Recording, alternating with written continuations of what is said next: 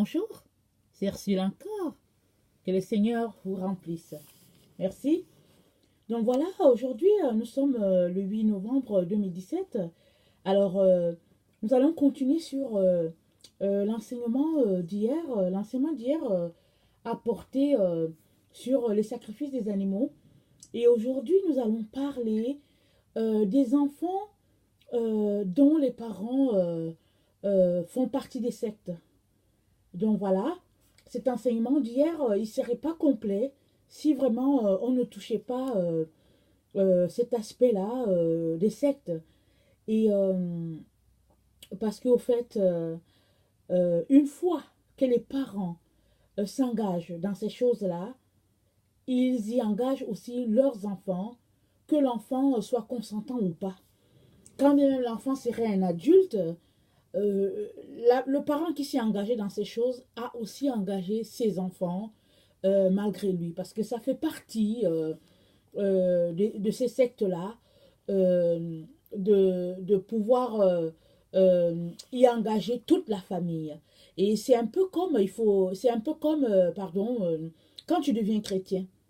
Une fois que tu deviens chrétien, alors tu es éclairé et tu pries pour que tes enfants aussi deviennent chrétiens.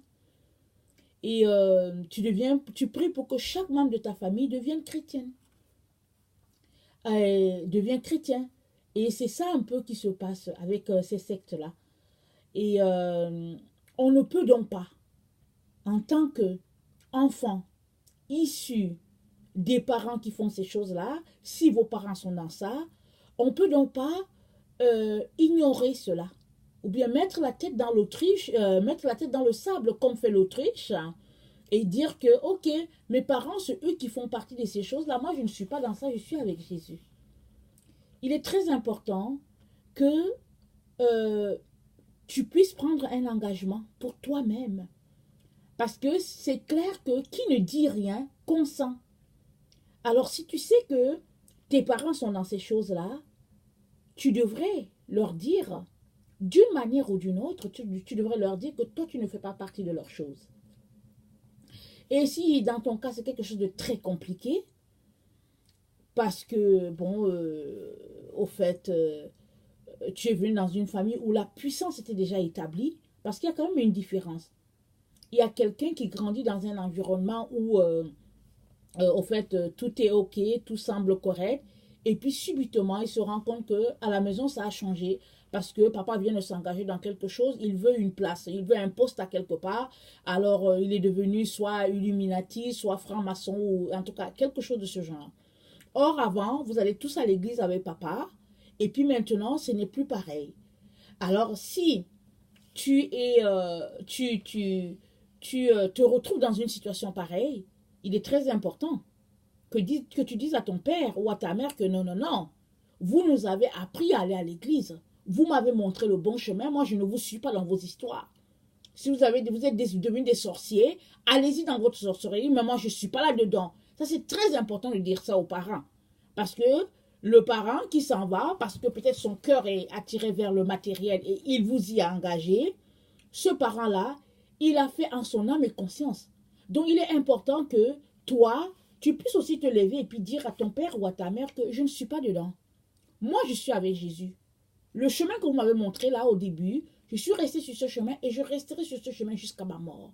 Et il est important que tu fasses cela et sache que le Seigneur, il sera avec toi. Et il est aussi important que tu fasses cela. Pourquoi? Parce qu'il se pourrait que ce soit toi qui les sauveras encore de leur histoire là. Parce que tu devrais continuer de prier pour eux afin qu'ils reviennent de leur mauvaise voie. Et puis, Jésus a déjà dit dans l'Ancien Testament, il a dit à Israël, il dit, je ne veux pas que tu fasses passer tes enfants par ces choses-là que les autres font passer leurs enfants. Il dit, je ne veux pas que tu participes à leurs histoires. Une fois qu'on s'engage à suivre le Dieu d'Israël, c'est fini. On ne peut pas entrer dans ces choses-là. Même si, au fait, aujourd'hui, dans notre monde, qu'on soit en Afrique, en Occident, en Asie, en Océanie, dans notre monde aujourd'hui, si tu veux une place dans la société, il faut que tu fasses partie de ces confréries-là, que tu sois engagé dans ces sectes-là, et que tu sacrifies quelque chose, que tu fasses quelque chose de bizarre, tu ne peux pas en même temps être un enfant de Dieu et en même temps consentir à ces choses-là. Il est important qu'il y ait une différence claire et nette entre toi et les gens de ta famille qui pratiquent ces choses-là. J'aimerais aussi nous rappeler que ce sont les anges déçus qui sont venus vers les filles des hommes, ils les ont épousées et ils se sont mis à leur montrer comment faire la sorcellerie, la magie, se peindre les yeux, les armes, et j'en passe. Ils ont montré beaucoup de choses aux êtres humains, alors que les êtres humains n'étaient pas dans ces choses-là. Ils ont dit, allons-y, on va leur montrer toutes ces choses-là. Et puis ces gens-là, c'est des anges déchus. C'est-à-dire, c'est des anges qui vraiment se sont rébellés contre Dieu. Et si toi, tu es aujourd'hui engagé dans ces choses-là, les sectes et puis tout ça, c'est que tu es en train de dire à Dieu que, au fait, je me suis engagé du côté des anges déchus. Tu es en train de suivre leur voie, tu es en train de suivre leurs traces. Un enfant de Dieu ne peut pas suivre les traces de Satan. Il ne peut pas suivre les voies de l'ennemi. Soit tu es avec Dieu, soit tu es avec l'ennemi. Tu ne peux pas être un pied dedans, un pied dehors. Alors, c'est pour cela qu'il était important qu'aujourd'hui, je revienne sur ce côté-là des choses.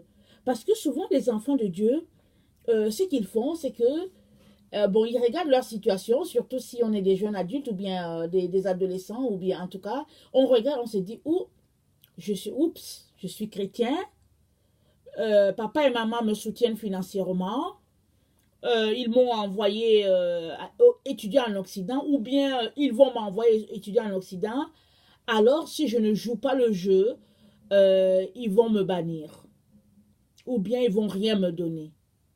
Moi, je veux te dire une chose, qu'il est beaucoup mieux pour toi de ne pas jouer le jeu, parce que jamais Dieu ne t'abandonnera.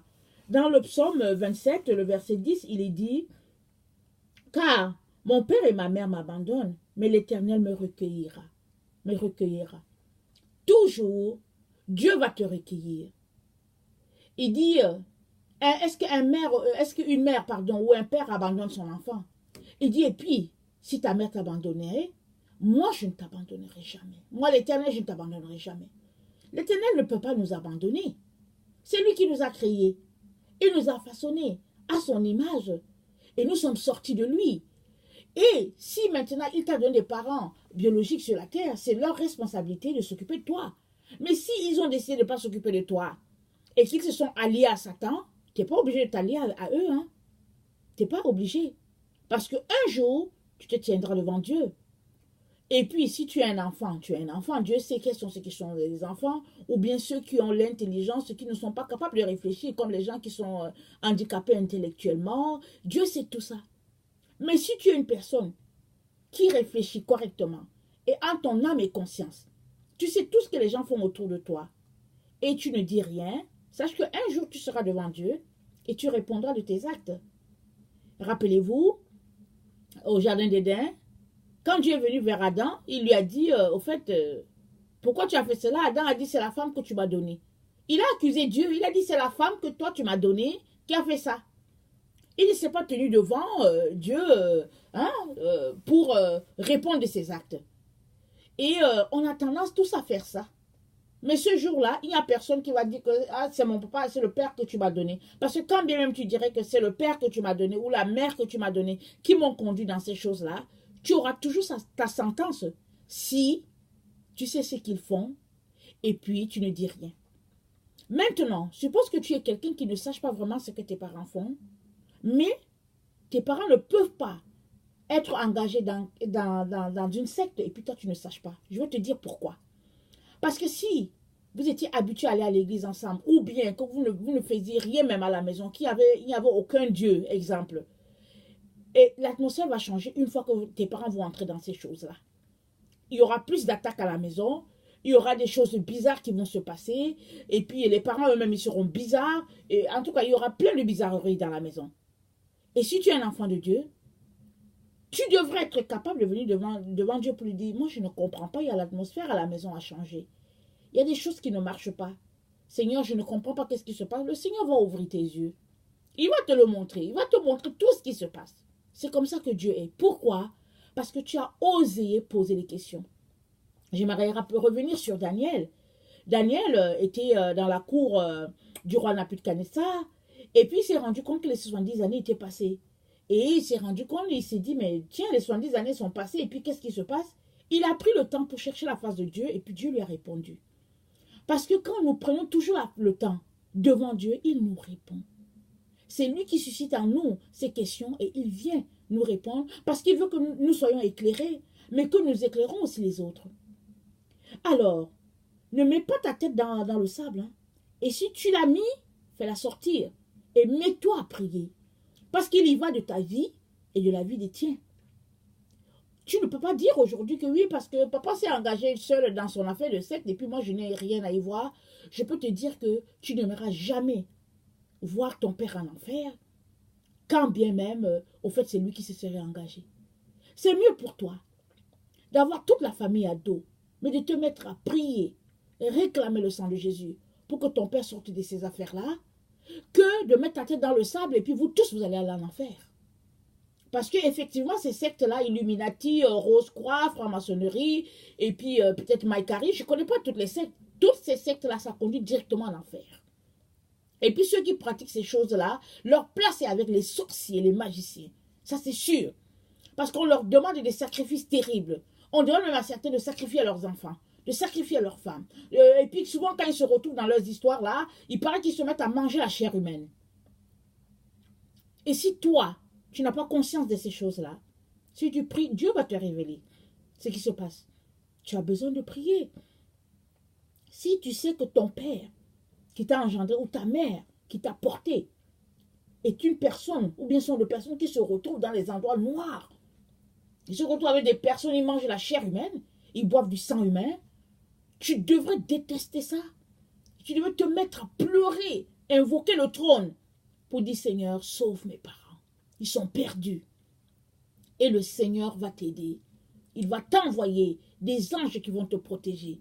Ils vont te soutenir d'une manière spéciale, afin que tu continues ce combat-là qui est le tien. Alors, l'autre élément que je voulais souligner aussi, c'est que tu ne dois pas craindre. Souvent, on a peur. On a peur pour rien. Il n'y a rien qui va t'arriver si tu te mets à prier pour sauver ton père et ta mère. Il n'y a rien.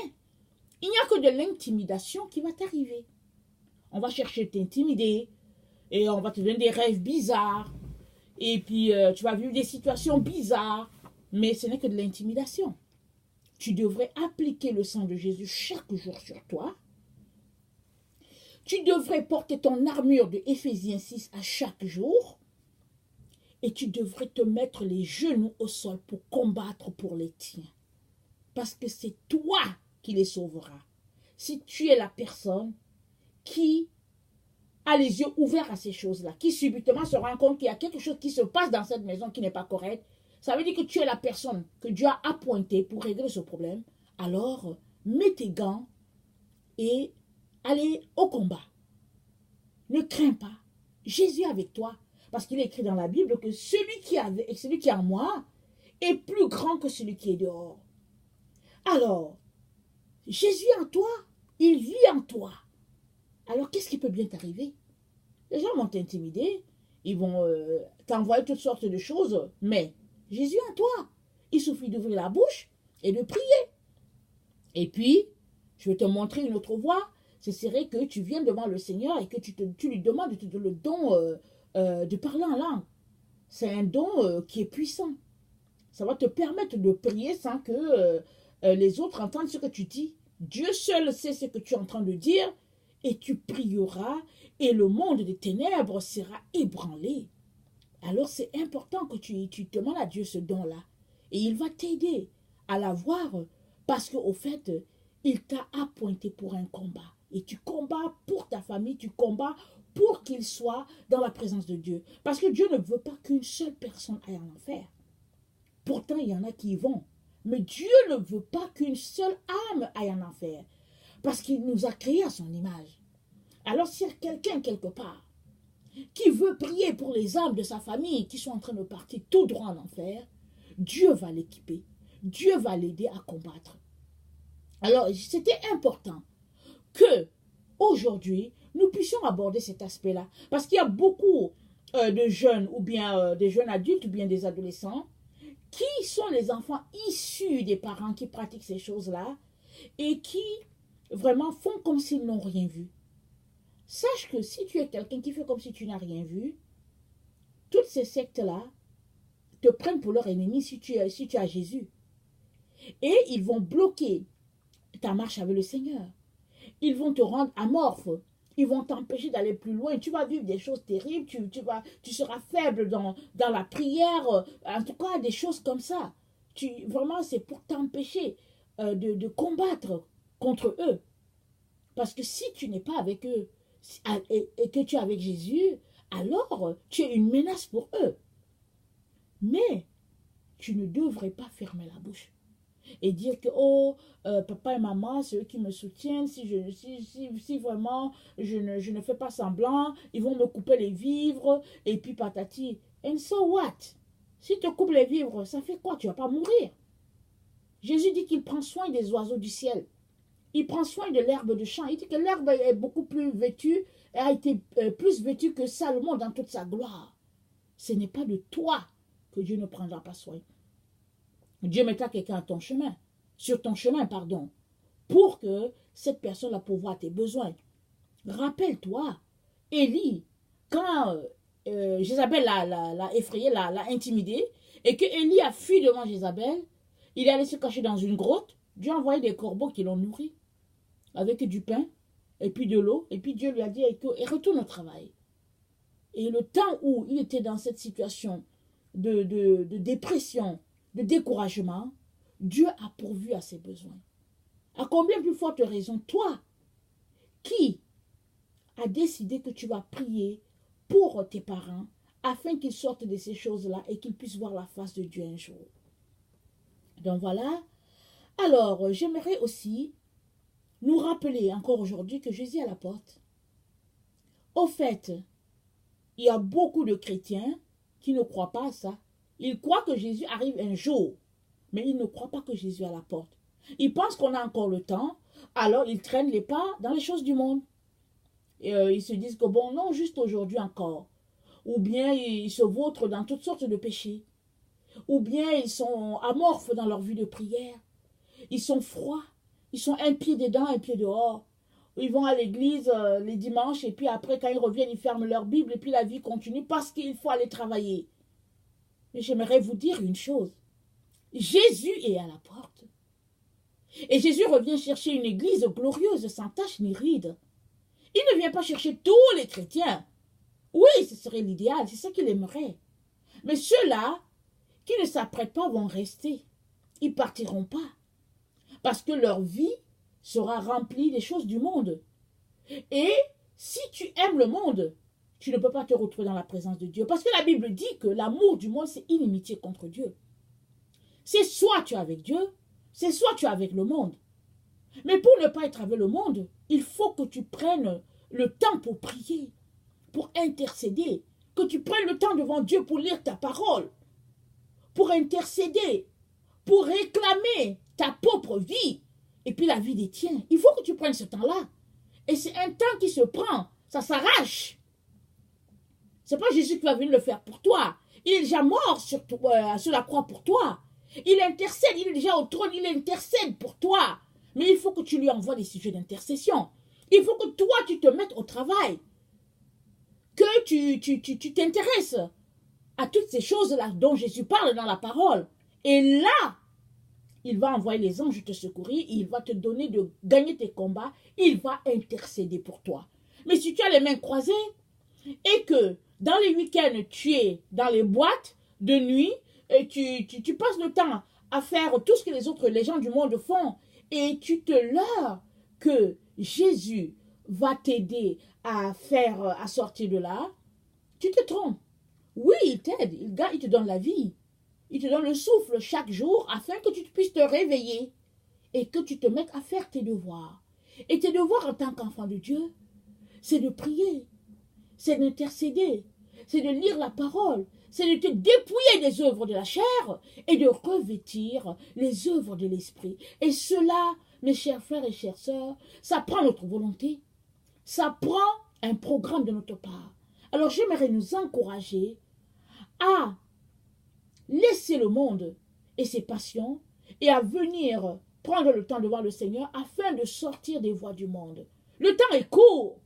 Nous ne savons pas quand est-ce que Jésus va venir. Mais les ténèbres vont se répandre sur la terre. D'ici là qu'ils viennent, les ténèbres vont se répandre. Mais sur tous ceux-là qui marchent devant le Seigneur, tous ceux-là qui font sa volonté, la gloire de Dieu va s'élever. Alors, sois parmi ceux-là sur qui la gloire de Dieu va s'élever. Ceux-là qui seront forts afin de défendre leurs frères dans la prière et l'intercession, afin de réclamer les amis, les voisins, les parents pour le Seigneur Jésus. Donc voilà, maintenant si tu es quelqu'un qui ne connaît pas le Seigneur et qui cherche, tu ne sais pas où se trouve la vérité, j'aimerais te dire que Jésus c'est la vérité. Jésus c'est le chemin, Jésus c'est la vie. Il n'y a pas un autre chemin. Ce ne sera pas Bouddha. Parce que Bouddha c'est un homme. Ce ne sera pas Mohamed. Mohamed c'est un homme. C'est Jésus, le Fils unique de Dieu.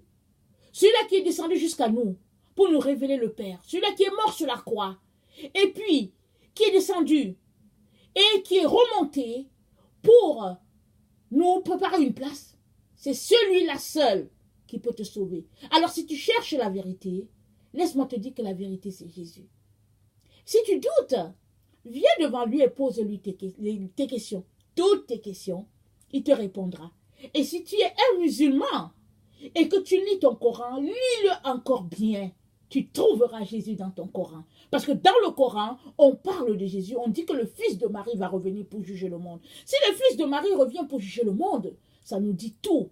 Alors, accrochons-nous à la vérité. Parce que c'est écrit que vous connaîtrez la vérité.